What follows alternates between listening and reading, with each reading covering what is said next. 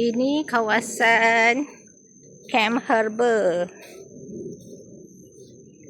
Kami dah jumpa dah owner dia. Ni dewan makan. Oh, sini. Makan kat sini. Dewan makan dia terbuka. Dia kata Abang sampai atas bukit sana.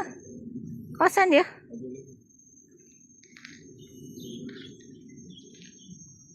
Tapi mana hak dekat sini je lah kan? Tempat tidur. Jom program sini je lah. Sana tak lah. Atas bukit tu tak lah. Mungkin jaga trekking je kot. Kot durian.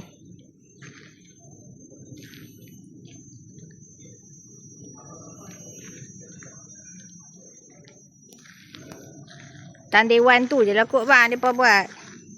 Ha? Aktiviti apa kat dewan tu lah kot. Ni dia pun tidur sini. Ini apa dia? Apa? Ni apa? Boleh apa? Ni. Kan dom terbuka tu. Dia orang dia kawan tu pakcik tu dia orang Jitera.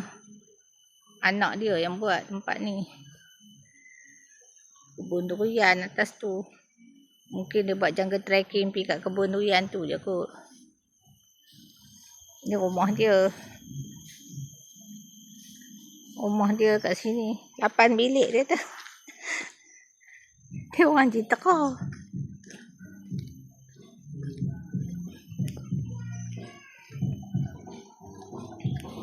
Tu yang dewan dia duduk berempoi. Itu jalan masuk tu. Sungai tu tepi tu.